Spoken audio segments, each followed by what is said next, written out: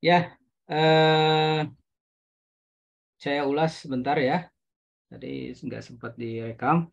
Jadi ini tentang inklusi keuangan ya. Inklusi keuangan itu dipelopori oleh World Bank ya. Kalau inklusi keuangan dipelopori oleh World Bank.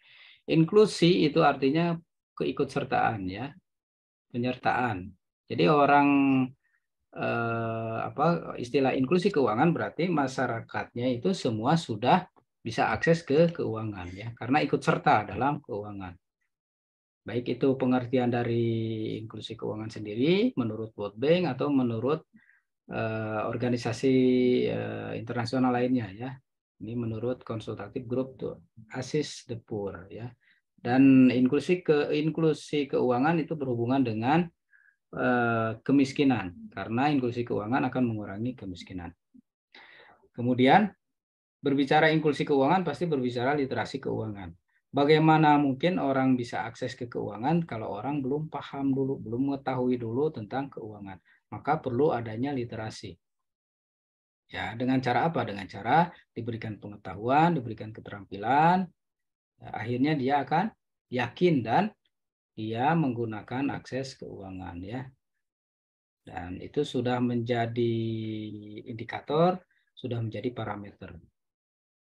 Ya, makanya ukuran orang itu sudah akses ke keuangan, ya lihat saja. Misalnya Nadia lihat, oh, Nadia punya nggak buku tabungan, punya nggak ATM, punya nggak bank digital, punya nggak m-banking. Kalau punya, oh berarti dia sudah inklusif terhadap keuangan. Simple kan, sesimpel itu. Tapi bahasanya memang keren ya, bahasanya berat. Nah, manfaatnya tadi sudah diulas sebenarnya ya, tapi tadi tidak sempat kerekam. Jadi meningkatkan efisiensi ekonomi tentu saja kan. Orang tidak harus bawa-bawa uang banyak ketika harus belanja mobil misalnya. Cukup dengan transfer antar bank ya. Itu akan efisien. Stabilitas sistem keuangan juga akan lebih stabil kalau orang semua sudah akses ke keuangan. Jadi tidak ada lagi orang yang menyimpan uang di bawah bantal kan. Nah, akan mengurangi juga shadow banking atau ya lintah-lintah darat di masyarakat ya. Akan terjadinya pendalaman pasar keuangan.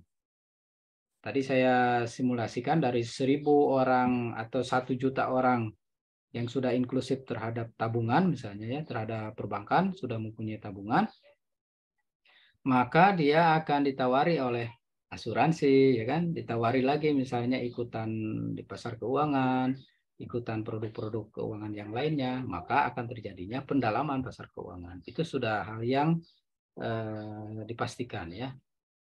Dan ketika teman-teman buka rekening bank digital sudah pasti ada yang telepon, malah minimal telepon nawarin gitu kan. Nah, itu sudah pasti. Makanya akan terjadi namanya pendalaman pasar keuangan. Akan terjadi juga potensi pasar baru bagi perbankan.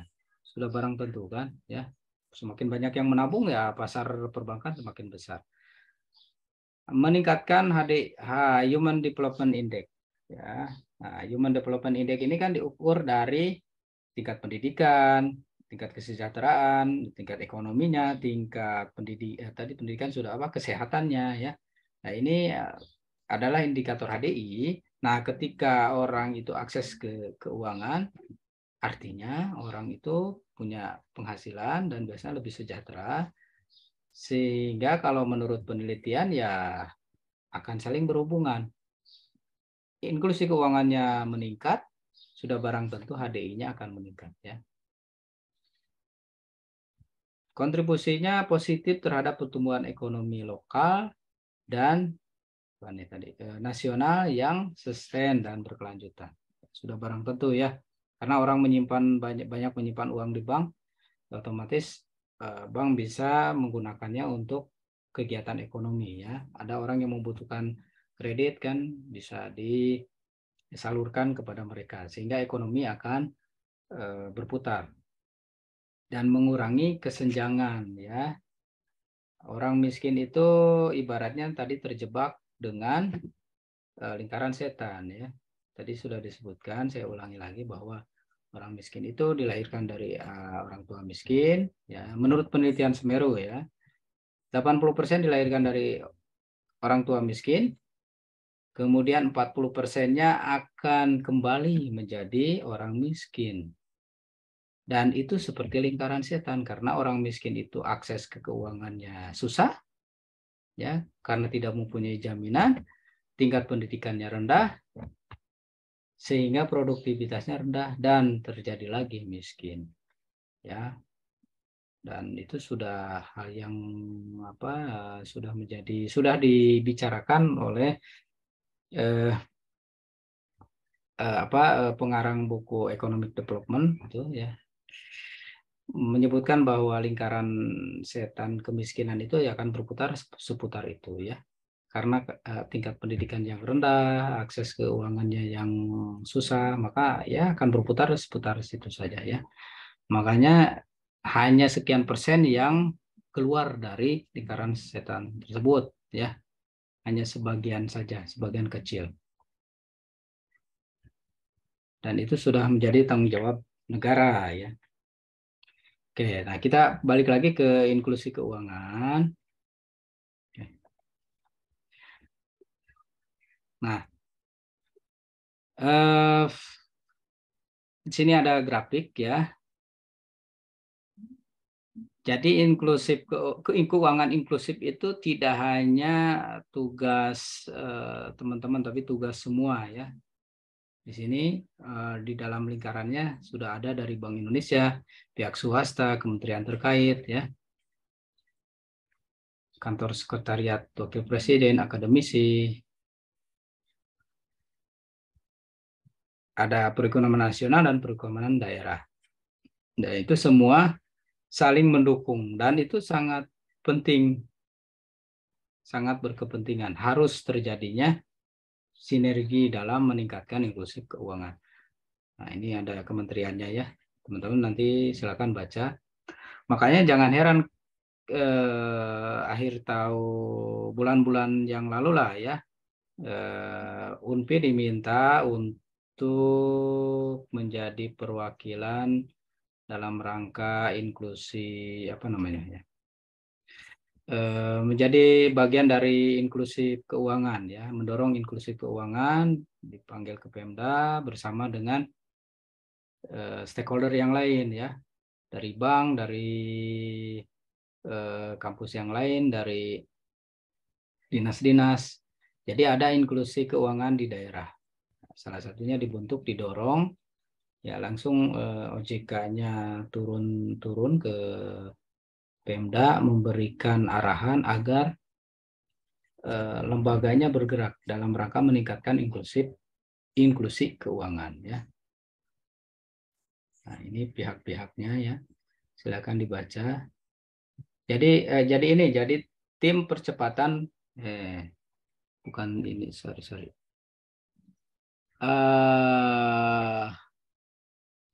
Bapak lupa, ya, kalau nggak salah di sini dituliskan nih. Nah, nih dituliskan di sini nih. Nah, ini waktu rapat di Pendopo, ya. Jadi tim pembentukan TPAKD Kabupaten Cianjur. Jadi Cianjur pun, jadi inklusi keuangan itu sudah turun ke Cianjur bahwa semua stakeholder harus mendukung terjadinya inklusi keuangan, meningkatkan inklusi keuangan, begitu artinya, ya. Ya, balik lagi. Nah, sebelum lebih lanjut, kita belajar dulu apa itu indikator inklusi keuangan, ya. Nah, nanti semester akhir teman-teman akan terbiasa dengan namanya indikator. Apa itu indikator? Jadi semua istilah yang teman-teman nanti dengar di semester akhir pasti harus ada indikatornya. Kinerja pegawai, indikatornya apa? Itu sudah ada. Disiplin, yang disebut disiplin itu apa? Indikatornya ada. Termasuk inklusi keuangan. Nah, inklusi keuangan itu pun harus ada indikatornya, ya. Nah, ini secara sepintas ada indikatornya, itu jumlah kepemilikan rekening per populasi. Semakin banyak rekeningnya berarti semakin bagus, ya. Jumlah penggunaan rekening untuk menabung, menarik uang, transfer, dan pinjaman dalam 12 bulan terakhir. Jadi itunya bagus, berarti inklusinya juga bagus. Kalau OECD ya membuat indikatornya itu seperti di bawah ini ya, ada banyak. Kegiatan menabung 1 tahun terakhir, kemampuan menghitung seperti apa, ya memahami keuangan seperti apa. Nah, itu nanti teman-teman juga dibekali manajemen keuangan, menghitung bunga, memahami keuangan, mengambil keputusan, ini ada di semester akhir ya, mengambil keputusan keuangan dalam konteks perusahaan. Nah, ini ada hitung-hitungannya ya, teori pengambilan keputusan. Terus pengalaman 2 tahun terakhir mengelola keuangan. Nah, ini indikator ya, maksudnya nanti dilihat setiap orang itu apakah ada pengalaman 2 tahun terakhir. Kalau ada berarti dia sudah inklusif, gitu kan. Nah, terus ke sehari-harinya dia mengelola keuangan nggak? Ya. Terus ada pengalaman nggak terhadap ketahanan keuangan? Seperti waktu pandemi COVID. Apakah dia keuangannya stabil atau justru jadi asalnya dari ekonomi menengah jadi ekonomi bawah, ya kan? Jadi miskin.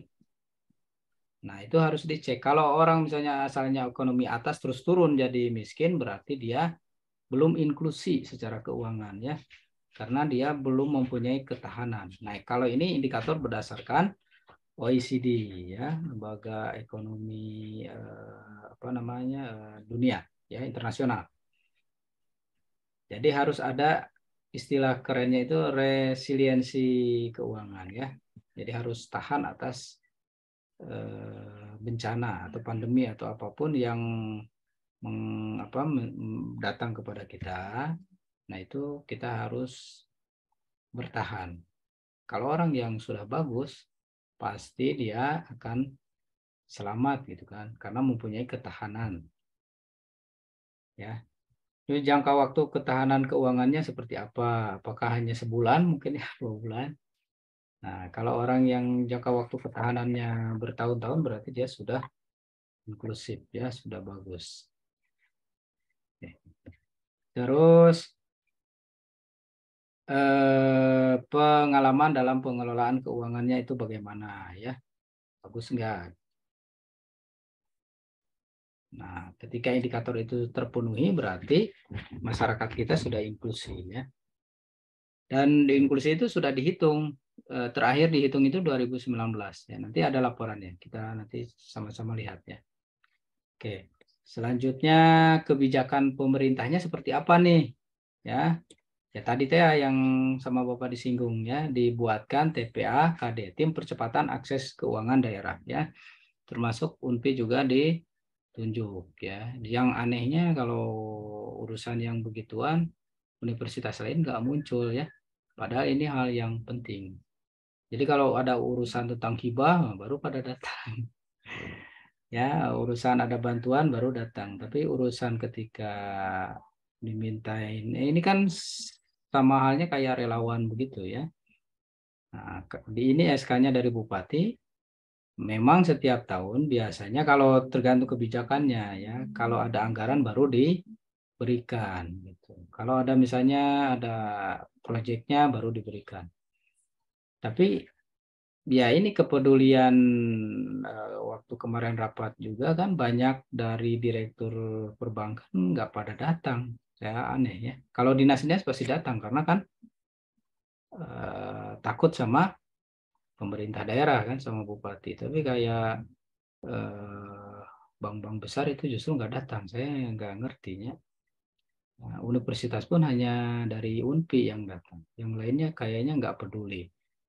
Padahal secara riset kan penting besar ya. Dan Bapak pun sudah membuktikan bimbingan mahasiswa dilakukan. Coba dong inklusinya, coba dicek dan itu memang benar.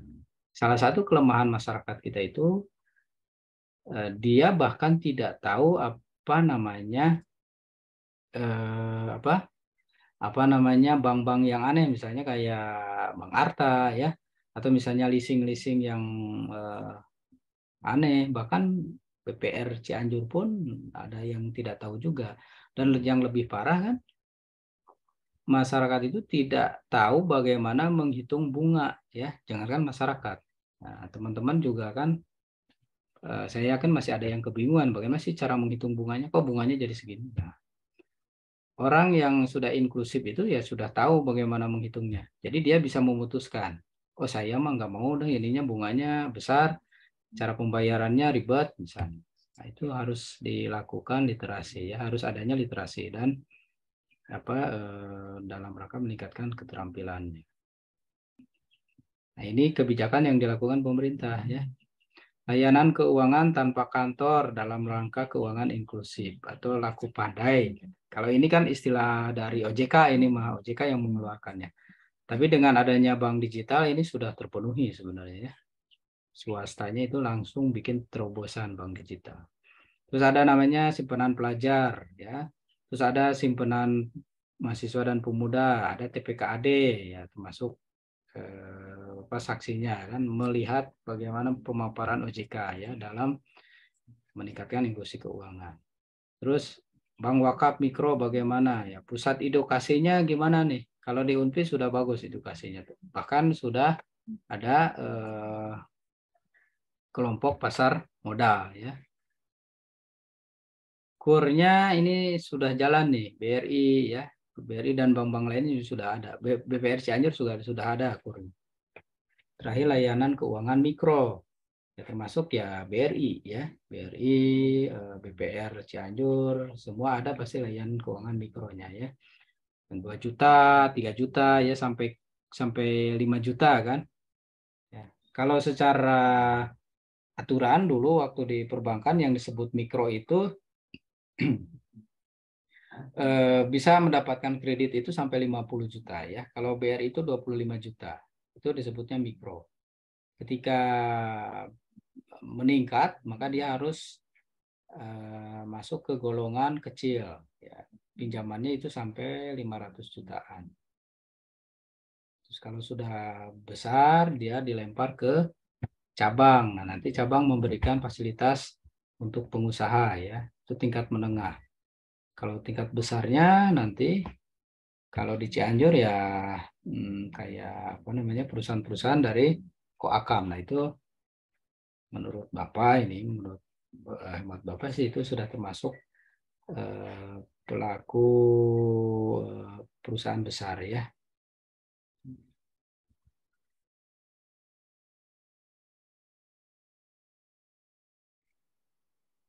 Kebijakan pemerintah dalam meningkatkan inklusi keuangan. Ya intinya pemerintah tetap berkepentingan dalam meningkatkannya itu ya, melakukan edukasi, sosialisasi ya, menawarkan produk-produk diskon ya, menggait semua stakeholder termasuk menggunakan apa namanya layanan-layanan terbaru kan, fintech, asuransi. Nah, itu semua kan dalam rangka meningkatkan inklusi keuangan ya. Tapi jangan sampai juga nanti terjebak fintech juga. Nah, itu jadi kayak dua mata pisau ya. Jadi kalau untuk kebaikan akan baik, tapi ketika perencanaan keuangannya jelek, maka bisa terlilit hutang. Nah, ini contohnya waktu pembentukan TPKAD Kabupaten Cianjur 2021 ya. 2022 ya. September baru kemarin. Oke.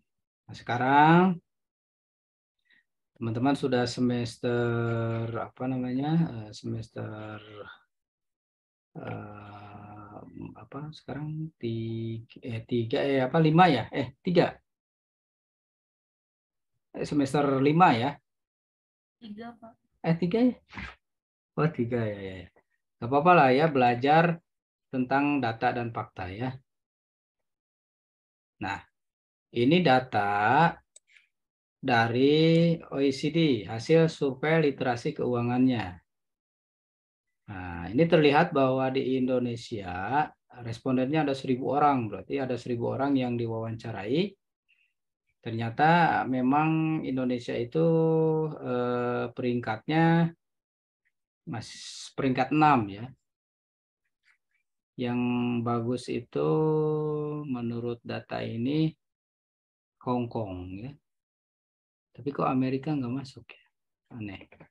Ini yang pertama Hong Kong, Slovakia, Austria, Jerman, Estonia, terus Indonesia. Nah, tapi ini dalam hal literasi ya.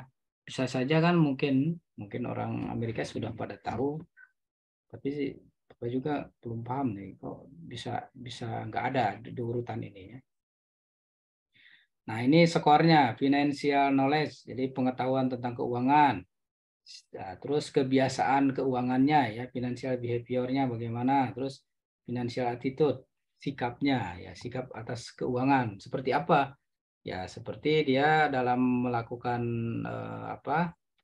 Misalnya mau menikah, dia melakukan perencanaan keuangan, ya kan? Mau membeli, dia hitung dulu perencanaan. Nah, itu bagian dari behavior dan attitude-nya itu kalau disimulasikan seperti apa ya? Kalau kalau perencanaan kan itu lebih ke behaviornya ya. Dia misalnya mau pergi tamasya berarti dia harus menabung dulu. Kalau financial attitude itu mungkin ya nanti kita bedah lagi ini seperti misalnya bijak dalam melakukan pengeluaran ya. Jadi melihat dulu pengeluarannya segala sesuatu misalnya dia asuransi nggak main asuransi aja tapi di apakah asuransinya itu baik ya untuk masa depan makanya dia menggunakan asuransi atau ketika dia akan anaknya yang akan kuliah maka secara attitude-nya dia menyiapkan asuransi untuk anaknya. Mungkin seperti itu ya. Nah, ini memang ada pecahannya itu ada ya. Skor literasinya ini maksimalnya 21. Ini juga masih cukup rendah. Ya apa masih di bawah 21. Indeksnya. Nah, kita sudah melakukan survei itu di Indonesia 2019 ya. Dan terlihat di sini komposit itu gabungan antara konvensional dan syariah. Terlihat bahwa literasi terhadap syariah itu masih rendah ya. Ya biarpun ke konvensional juga sih sebenarnya masih rendah 37% ya. 37%. Tapi syariah lebih parah lagi 8%-an. Kemudian inklusi keuangannya. Nah, tadi sudah Bapak singgung bahwa inklusi kita itu 70%-an ya atau 75. Nah, di sini memang datanya 76%. Ya. Gabungan antar konvensional dan syariah. Kalau syariahnya masih kecil. Artinya gini, kalau ini artinya literasi itu dia paham tentang keuangan konvensional itu begini begini begini gitu kan. Nah, tetapi orang yang akses ke keuangan belum tentu dia paham juga kan. Ya pokoknya saya mah ikutan bank digital aja lah gitu. Ya, nggak tahu buat apa keuntungan bank digital itu seperti apa, mekanismenya seperti apa. Kan bisa saja dia nggak tahu. Ya pokoknya saya mah ikutan aja. Nah, kalau yang literasi berarti dia paham ya, dia mempunyai keterampilan itu masuknya ke literasi. Kalau inklusi itu dia lebih kepada aksesnya aja. Dia aksesnya itu memang di sini lebih tinggi 76%, tapi literasinya masih rendah 38%. Artinya kalau kita simpulkan kalau lihat data ini jadi orang itu kebanyakan hanya akses saja tapi dia nggak paham apa yang dia akses itu dia nggak paham ya. Itu berbahaya juga nih. Ini literasinya harus ditingkatkan. Ya. Nah, data yang lain berdasarkan gender. Bentar ya. Nah, kalau berdasarkan gender, aksesnya memang kebanyakan laki-laki ya ternyata. Ya karena perempuan kan kebanyakan belanja ya. Kalau laki-laki nyimpen, kalau perempuan belanja. Tapi secara nasional ini kelihatan bahwa secara gender Ini literasinya ya. Lebih paham itu kebanyakan yang laki-laki lebih paham dibandingkan perempuan ya. Kalau perempuan terima aja lah. Per bulan berapa ya terima ya. Saya minta waktu setengah jam lagi ya. Karena masuknya telat, mohon maaf. Nah, berdasarkan riset McKinsey Global Institute, nah ini lembaga keuangan McKinsey itu lembaga riset yang sering dipakai rujukan ya. Jika semua negara memajukan kesejahteraan perempuan, maka akan terjadinya pertumbuhan ekonomi yang besar. Nah, jadi ternyata perempuan itu luar biasa imbasnya ya. Makanya jangan heran kalau Bang Emok, tahu Bang Emok ya, itu kebanyakan kan perempuan. Ya, dan Bang Emok pun itu sebenarnya BUMN ya, jangan disebut lintah darat. Bang Emok itu BUMN, itu dari Mekar kan, ada yang dari Komida, dari koperasi. Itu sebenarnya bagus sebenarnya ya. Cuman dari sisi bunganya memang masih terlalu besar. Itu masih harus dikritisi ya PR-nya. Tapi sistemnya bagus, memberdayakan perempuan. Dulu sebelum 2019-an itu Bank Dunia juga berkepentingan dia membiayai proyek untuk program PNPM, dan kebanyakan PNPM itu simpan pinjamnya dikhususkan untuk perempuan. Dan jauh sebelumnya tahun Bapak ada arsipnya, BI pernah melakukan penelitian bahwa perempuan itu penting untuk diberikan literasi keuangan ya, perlu diaktifkan. Jadi ketika perempuannya aktif, maka ekonominya akan tumbuh. Dan ini juga berdasarkan riset dari lembaga internasional juga menyebutkan ketika perempuannya itu dimajukan, semakin sejahtera, maka ekonominya akan tumbuh, lebih tumbuh. Ya minimalnya akan terjadi lonjakan ya, lumayan ya. Di sisi lain ya emansipasi itu memang bagus ya. Tapi di sisi lain bagi laki-laki mungkin akan jadi persaingan ya. Nah, itu jadi dua mata pisau juga ya. Nah, ini kalau dari inklusinya. Kalau tadi kan dari literasinya, kalau dari inklusinya hampir sama sih ya, 76%-an, dan kebanyakan laki-laki. Kemudian berdasarkan wilayah. Kalau ini berdasarkan jenis ya pelayanan konvensional dan syariah. Konvensional masih lebih besar, tapi berdasarkan wilayah, sebentar.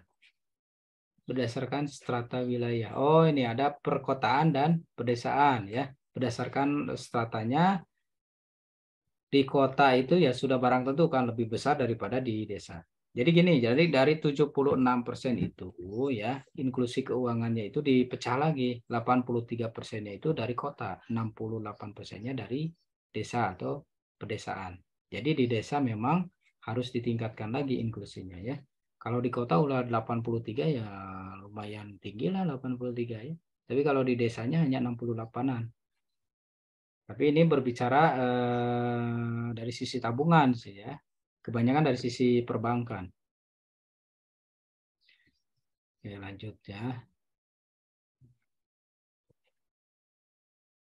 Persentase berdasarkan pekerjaan. Nah, di berdasarkan pekerjaan juga yang banyak yang lebih besar literasinya itu adalah para pengusaha ya. Bukan. Apa? Yang satu dua pensiunan. Kok aneh ya pensiunan ya? Yang kedua itu pegawai. Nah, pegawai dan pensiunan 11-12 kan. Biasanya pegawai dulu setelah pensiunan, dia jadi pensiunan. Tapi yang paling besar itu di sini, nah, Bapak juga baru ngeh nih. Jadi berdasarkan data yang literasinya bagus itu memang para pekerja ya dan para pensiunan. Pengusaha justru 43 ya. Jadi banyak juga pengusaha yang tidak paham tentang literasi keuangan. Terus ibu rumah tangga ini nomor 4, 30 ya. Pelajar 31. Ya minimal pelajar masih mengalahkan ibu rumah tangga lah ya. Jangan sampai pelajar seperti kalian ya teman-teman kalah sama ibu rumah tangga. Nah ibu rumah tangga kan 30%. Hanya beda 1%. Yang paling rendah itu petani. Petani dan nelayan dan yang tidak bekerja. Jadi ini PR buat pemerintah juga. Jadi para kaum petani ya memang bisa dikatakan ya benar juga lah ya. Petani kita kan masih apa namanya pendapatannya kecil ya, pendidikannya rendah dan orang cenderung nggak mau jadi petani ya. Padahal petani itu apa mata pencaharian atau profesi yang mulia dan diprediksi tahun 2023 dan seterusnya justru para petani itu yang akan bertahan ya. Tapi orang apalagi kaum muda males ya jadi petani. Oke, nggak apa-apa. Ini berdasarkan pekerjaan. Hampir sama ya, pekerjaan juga hampir sama. Kebanyakan pensiunan dan karya lewat saja. Kalau ini berdasarkan usia. Nah, secara usia yang paling bagus akses keuangannya atau inklusi keuangannya itu usia 18 sampai 50 ya. 18 sampai 50. Nah, di atas 50 juga lumayan ya. Jadi memang yang di bawah 15 sampai 17 aksesnya inklusinya masih rendah ya. Berarti tabungan pelajar perlu ditingkatkan tuh. Tabungan pelajarnya perlu ditingkatkan supaya inklusinya lebih meningkat ya. Apalagi kita kan jumlah penduduk sebenarnya kita itu lebih banyak anak muda. Harusnya di sini besar ya. Seharusnya. Jadi masih bisa ditingkatkan. Salah satunya dengan cara meningkatkan ya sosialisasi kepada inilah kepada SMA gitu ya, pelajar SMA dan di apa dipermudah tabungan-tabungan pelajar. Kalau secara data sebenarnya sudah ketahuan tuh perbankan itu sasarannya sebenarnya tabungan pelajar itu penting tuh ya. Datang ke sekolah, dibukakan apa namanya kerjasama dengan sekolah gitu kan. Jadi misalnya sekolah itu sambil nabung di situ atau dibuatkan apa namanya teller di sekolah-sekolah. Karena ya agak kesulitan juga ya kalau anak-anak sekolah mau nabung agak kesulitan. Masa harus ke perbankan juga ya? Apa sebelum sekolah misal ke perbankan kan agak susah ya. Atau misalnya ya memang aksesnya itu PR pemerintah bagaimana agar akses keuangan khususnya untuk pelajar bisa ditingkatkan. Ya PR-nya ya. Maka dipermudah dengan adanya bank digital gitu kan bisa saja. Oke. Terus berdasarkan tingkat pendidikan sudah pasti yang perguruan tinggi SMA lebih tinggi. Nah, sama ini juga ya. Dari literasi dan apa inklusi yang pendidikan lebih tinggi pasti dia inklusinya lebih bagus. Selanjutnya dari ini dari gambaran dari daerah ya. DKI memang tinggi. DKI tinggi ya. Jadi yang lebih hitam itu lebih bagus. Bali juga bagus tuh. Daerah istimewa Jogja bagus. Jawa Barat justru rendah ya 37. Warnanya apa kurang tajam. Kalau warna yang tua berarti yang bagus. Ya minimal kita setara dengan DKI lah atau dengan Jogja ya. Bali juga ini rendah tapi warnanya kok tua ya. Jawa Timur kita di bawah Jawa Timur ternyata Jawa Barat ya. Di bawah Jawa Tengah lagi. Kok bisa ya? Kita 37. Kalimantan kita sama dengan Kalimantan tuh. Kalimantan rata-rata 37-an lah. Malah kalah sama Riau ya. Riau itu karena ada industri minyak di situ Riau ya. Kita kalah juga sama Aceh. Nggak ngerti tuh. Kok Jawa Barat rendah ya. Kalah sama Aceh coba tuh. Sumatera Barat. Ah, Sumatera Barat masih di bawah kita. Cuma ini kok kita kalah sama ya Aceh gitu kan. Sama Riau. Kalau Riau sih wajar ya. Sumatera Utara kita sekelas sama Sumatera Utara. Kita masih kalah sama Banten. Jawa Barat berarti rendah ya. Nggak, dia banyak orang yang nggak peduli tentang keuangan berarti. Kalau Papua wajar lah. Kalau Papua kan aksesnya juga rendah. Kita masih kalah juga tuh sama Sulawesi Utara, kita kalah. Jawa Barat termasuk rendah berarti ya. Nah, Bapak juga baru lihat-lihat datanya sekarang. Nah, ini per sektor. Per sektor ini begini. Jadi kalau orang ditanya, Bapak tahu Bang? Nah, tahu. Nah, itu Bang itu memang hampir semua orang tahu ya. Dia lebih gede, hampir 100%. Tapi ketika ditanya asuransi, nah agak melempem nih. Ini sesuai dengan skripsi bimbingan Bapak kan. Ketika ditanya asuransi, dana pensiun, agak-agak bingung tuh. Ini rendah kan. Pasar modal apalagi 13%. Lembaga keuangan lainnya kecil tuh. Wakaf mikro, BPJS cukup tinggi kalau BPJS ya. Koperasi, nah, fintech juga masih kecil ya. Crowdfunding atau fintech, pinjaman online juga masih rendah 14%, biarpun korbannya di medsos rame ya, banyak.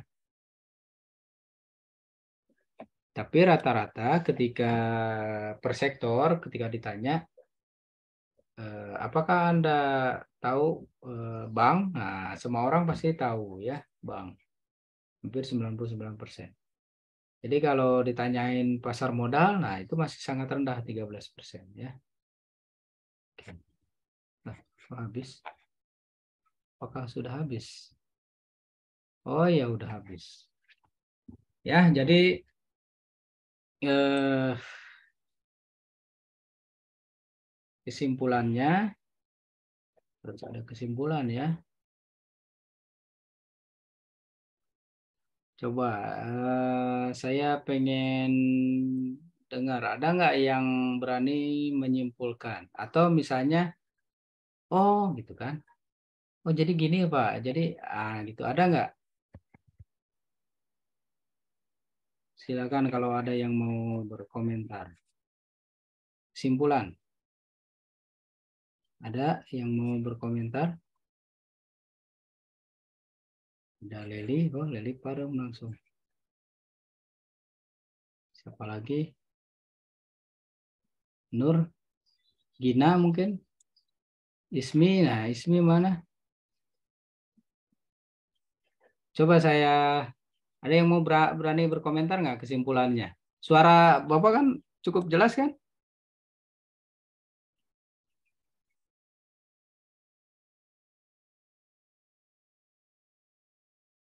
Suaranya jelas nggak?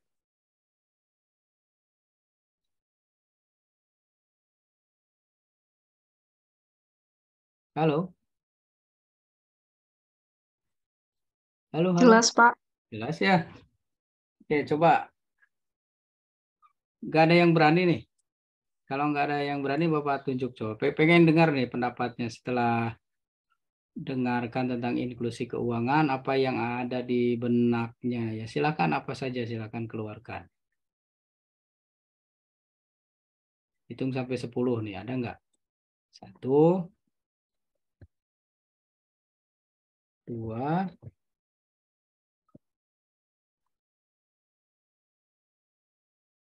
3, 6,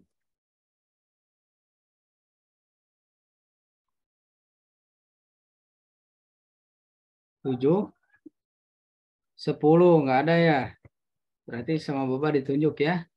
Puisi keuangan erat dengan literasi keuangan karena. Oke, coba ada Ismi di sini. Mana Ismi? Halo, Ismi. Iya, Pak Hadir. Ya, coba berikan pendapatnya setelah mendengarkan, oh inklusi keuangan itu begini. Nah, pendapatnya coba. Tadi dijelaskan faktanya bahwa inklusi itu 76, kebanyakan laki-laki, nah, Jawa Barat rendah. Coba yang ada di pikirannya aja coba keluarkan. Eh, Inklusi keuangan erat dengan literasi keuangan karena hmm, erat kaitannya dengan kebutuhan masyarakat, memenuhi kebutuhan masyarakat maupun usahanya. Dalam hal ini dapat berupa transaksi, pembayaran, tabungan, kredit, asuransi, dan lain-lain. Kalau yang disebut dengan orang sudah inklusif terhadap keuangan itu seperti apa?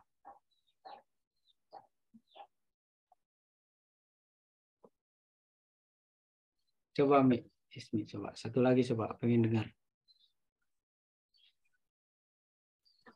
Yang disebut inklusif terhadap keuangan itu seperti erat kaitannya dengan literasi keuangan, bukan Pak? Terus, nggak apa-apa, sebutin aja. Yaitu terdiri dari indikator pengetahuan, keterampilan, keyakinan, bagaimana manusia tersebut bersikap, perilaku. Mungkin seperti itu, Pak. Oke, siap. Coba Najri ya baru masuk. Oke, coba Leli pengen dengar Lel. Satu aja sebelum ditutup coba. Ya, Pak.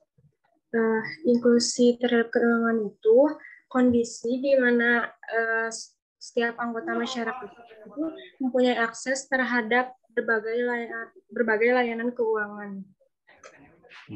Oke. Gini deh, gini. Misalnya ada satu orang namanya Budi, yang satu orang namanya Budi dan Wati. Nah, ada Budi dan Wati. Budi dia mempunyai dua-duanya sudah bekerja ya, dua-duanya sudah bekerja. Budi sudah bekerja, Wati sudah bekerja.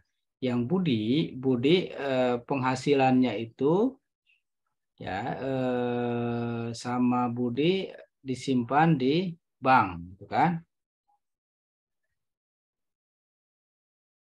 Sama Budi disimpan di bank. Dia mempunyai dua bank, ya. Nah, Budi mempunyai dua bank. Coba ya, coba. Kasus Budi dan Wati. Budi mempunyai dua bank dan sudah menabung saham dan mempunyai asuransi. Sedangkan Wati dia mempunyai 10 bank, ya, tapi tidak tidak mempunyai asuransi maupun saham.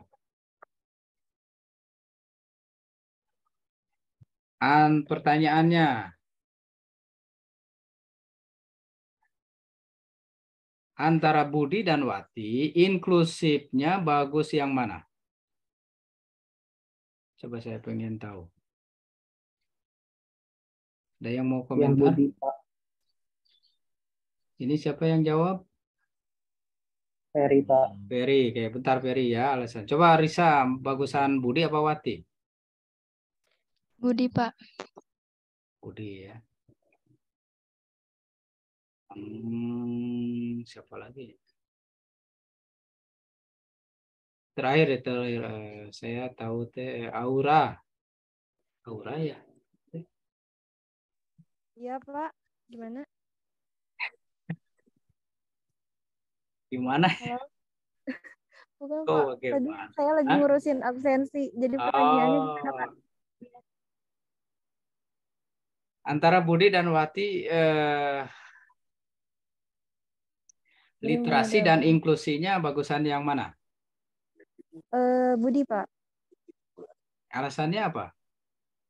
Karena kayak 2 bank juga sudah cukup ya. Terus Budi juga nabung. Nah, yang terutama kan dia punya asuransi gitu kan. Orang tuh nggak tahu ya kapan dia sakit, kapan dia ya apa tuh ada hal-hal yang tidak diinginkan gitu. Kalau misalnya ada asuransi kan setidaknya gitu ada kayak antisipasi gitu, Pak. Kalau Budi, kalau Wati ini dia punya 10 bank tapi nggak mempersiapkan apapun gitu, Pak. Tapi dia punya tabungan banyak loh. Terus punya arisan juga. Enggak, Kalau Bapak, seperti itu maksudnya bagaimana? Hah? kalau misalnya 10 tabungan tapi isinya dikit mah kayak gimana ya gitu. Kan Percuma aja. enggak saldonya banyak, mempunyai tabungan dengan saldo banyak, dengan saldo banyak dan Ya. mempunyai arisan yang banyak. Dia arisan Hmm. sana, arisan sini gimana? Ya, Bapak, tapi kan kalau misalnya kayak arisan sama tabungan yang banyak kan bisa saja habis ya, Pak. Tapi kan kalau asuransi itu per bulan kita kayak ada setoran gitu. Yang dimana kalau misalnya kita sakit atau misalnya kita ada hal-hal yang tidak diinginkan, udah ke backing sama si asuransi itu. Tapi kalau misalnya Wati tiba-tiba sakit, tapi ternyata uang dia tuh kayak ada kemerosotan gitu, Pak. Kemerosotan penghasilan gitu. Kan kalau uang bisa saja habis gitu kalau misalnya tidak dikelola dengan baik. Tapi yang punya Budi itu saldonya itu lebih kecil daripada Wati. Bapak nggak masukin itu loh. Kalau Ya, begitu Bapak, mana? Pilih Budi apa Wati? Bapak kenapa diubah lagi bentar ya? Aku baca dulu, Pak. Ya udah saya ganti ke siapa tadi? Boleh. Risa, coba Risa. Keadaannya seperti ini. Apakah masih pilih Budi atau sekarang Wati? Mana? Masih tetap di Budi, Pak. Alasannya? Karena kan meskipun Budi misalkan punya uang tetap sedikit, tapi kan dia sudah masuk ke dunia sahamnya, berarti itu bisa terjadi perputaran uang gitu untuk jangka panjangnya seperti itu. Oke, boleh lah. Satu lagi deh, Peri. Per, pilih Budi Wati, Per. Mana Peri deh? Mungkin masih Budi, Pak. Tapi ya kan si Budi itu udah masuk ke yang saham-saham itu. Tapi kalau uangnya sedikit, gimana ya, Pak? Jadi pilih Wati. Sama aja. Tapi Wati kan masih belum masuk ke saham, masih bank-bank aja. Tapi dia kan banyak arisan. Tabungannya gede-gede lagi kan. Gimana coba? Tapi kayaknya masih Budi deh, Pak. Kayaknya. Ya udah nggak apa-apa ya. Saya nggak tahu. Oke, terima kasih ya.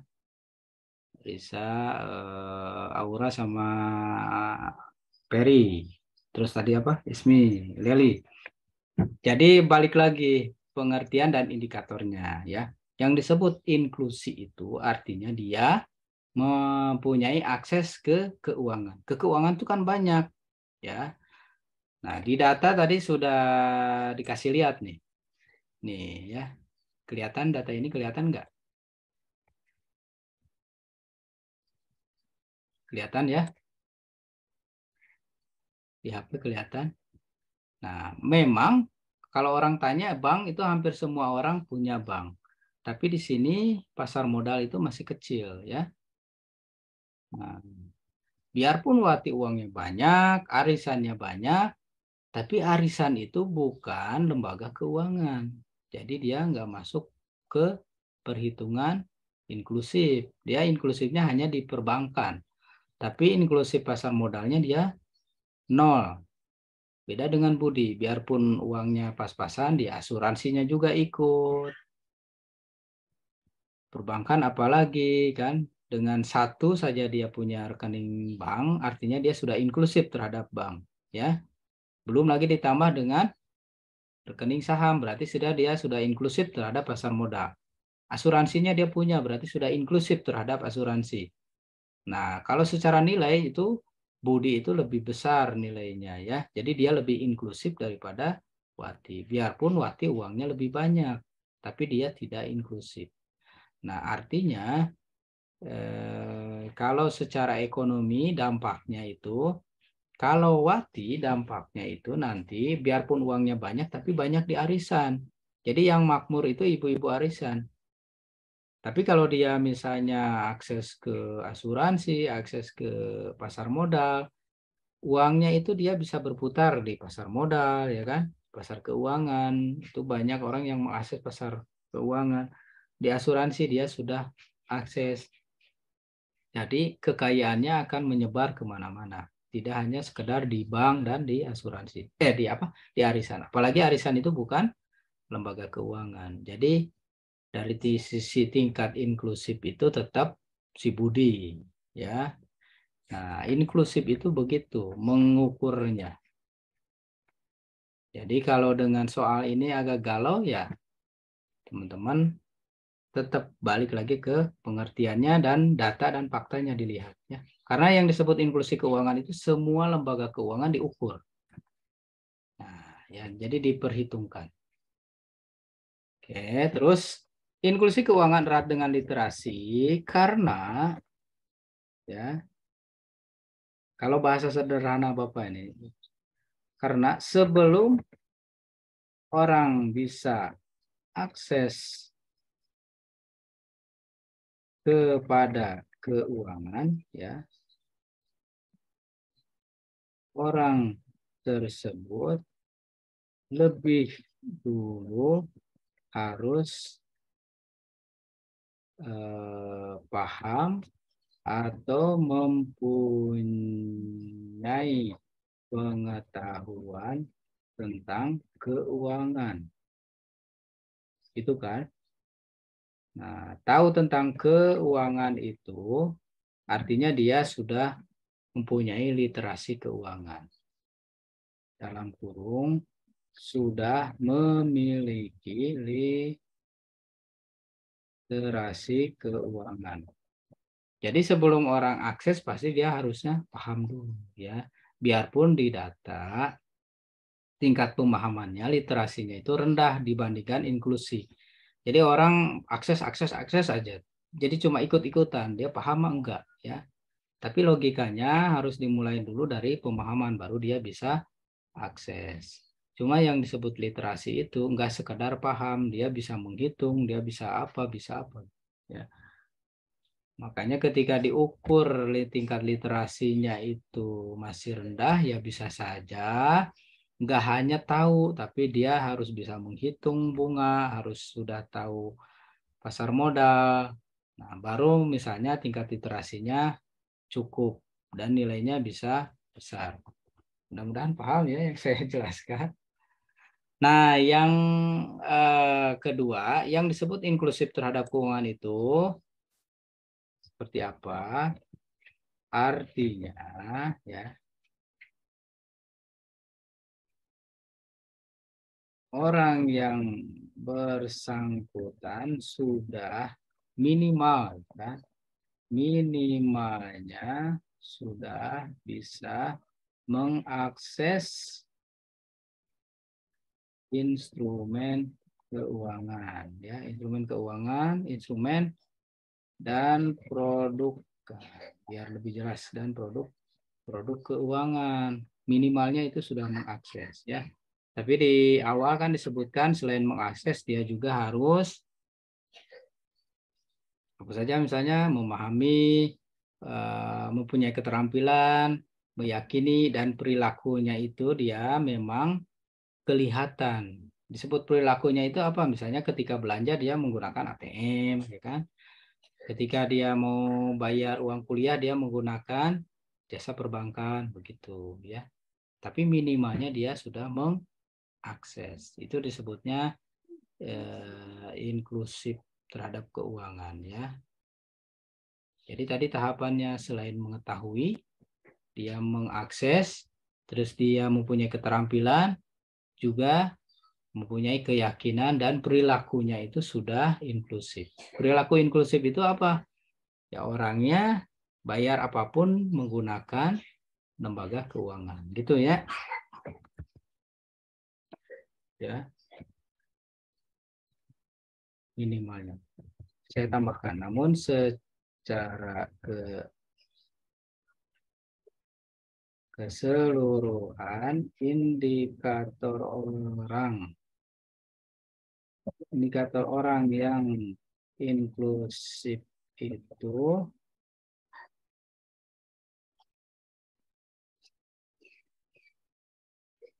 titik 2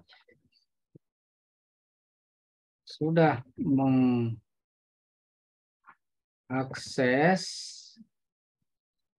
sudah paham, mempunyai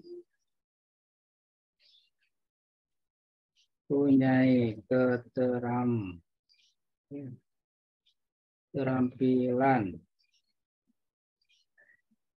tentang keuangan, terus mempunyai sikap dan perilaku yang sesuai dengan inklusi keuangan. Mempunyai keyakinan dan sikap serta perilaku. Nah, gitu ketika ditanya ya.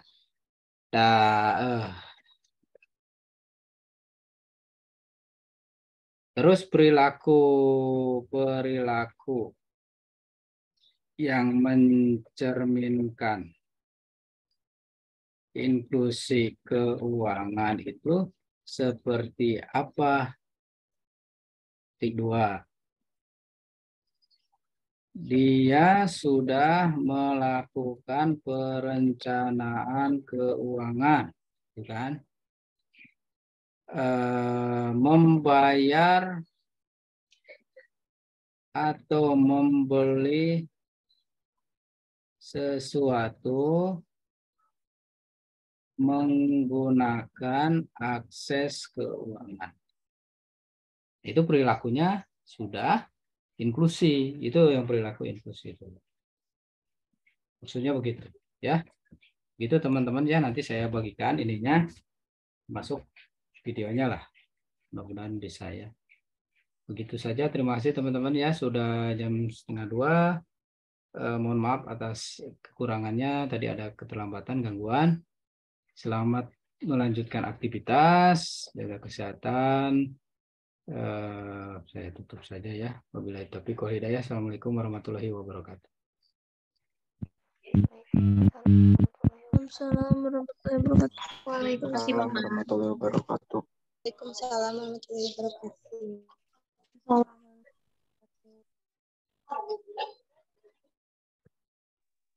Kita